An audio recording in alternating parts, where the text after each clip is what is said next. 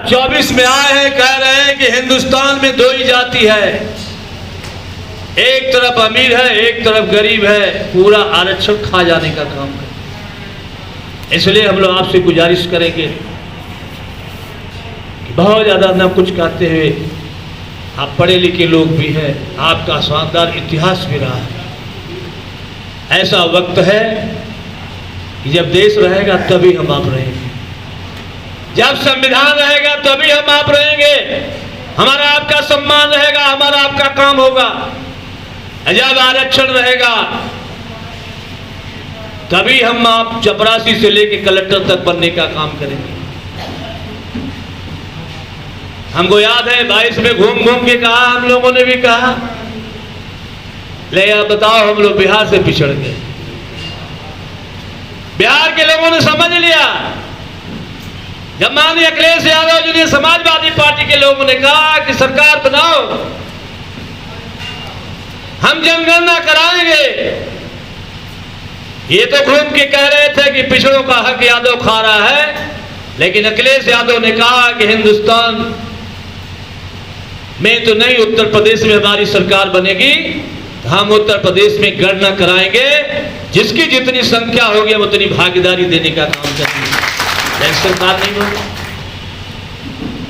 यही बात बिहार में तेजस्वी यादव ने कहा था, सरकार बनाओ हम 10 लाख नौकरी देंगे,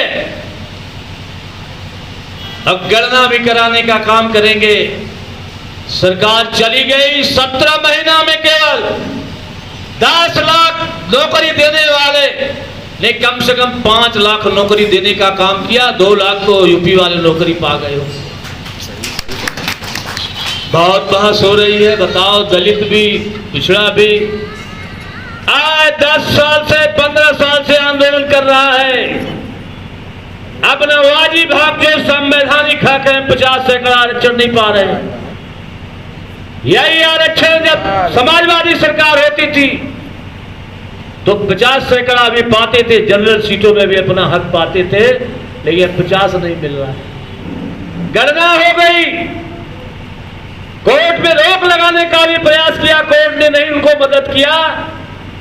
आप तो 50 नहीं पा रहे हो, बिहार में 50 के बजाय 70 सैकड़ा आरक्षण बिहार की सरकार ने देने का काम। इसलिए भाइयों हम आपसे कहेंगे, का प्रभु नारायण, भाई सत्यनारायण, भाई राजनारायण जी का सवाल नहीं है ये मेले बनेंगे कि नहीं बनेंगे, एमपी बनेंगे कि नहीं बनेंगे। ये सवाल है कि जब देश में संविधान रहेगा कि नहीं रहेगा, लोकतंत्र रहेगा कि नहीं रहेगा, आरक्षण रहेगा कि नहीं रहेगा, सबको हक दिलाने के लिए हिंदुस्तान में जनगणना होगी कि नहीं। यदि आप चाहते हो, बता इतना बेईमान सांसद जो कभी देखा नहीं हो। हम बात सही कह रहे हैं, जितने गांव के बीच के आप लोग आए हो, कभी आपके यहाँ दर्शन नहीं दिया, कोई काम नहीं किया, लेकिन चुनाव के गणना का जब पन्ना पलट लोगे आप, तो समाजवादी पार्टी पीछे हो जाती है, भारतीय जनता पार्टी आगे हो जाती है। गलत कह रहा हूं सही कह रहा हूं? कब सोचोगे आप? 10 साल में कभी आपके घर नहीं आया, आपका दुख सुख भी नहीं पूछा, आपके बेटा बेटी के लिए कभी कलम नहीं चलाया होगा, 3-3 बार मंत्री बनाया, शिक्षा मंत्री कोई कॉलेज सरकारी नहीं, कौशल विकास मंत्री प्रशिक्षण दिला के 10-20 हजार लोगों को रोजगार दे, भारी उद्योग मंत्री 2-4 फैक्ट्री लगवा दिए होते, 10-20 हजार लोगों को रोजगार मिल जाता, कोई काम। ले आपके बीच में भाई वीरेंद्र सिंह जी हैं, जो इंडिया गठबंधन के प्रत्याशी हैं, जिनको कोई पहचान की मोहताज तो नहीं। ईमानदारी से बताओ, शिवपुर के भाई साथी बैठे हैं, हम लोगों को पता है,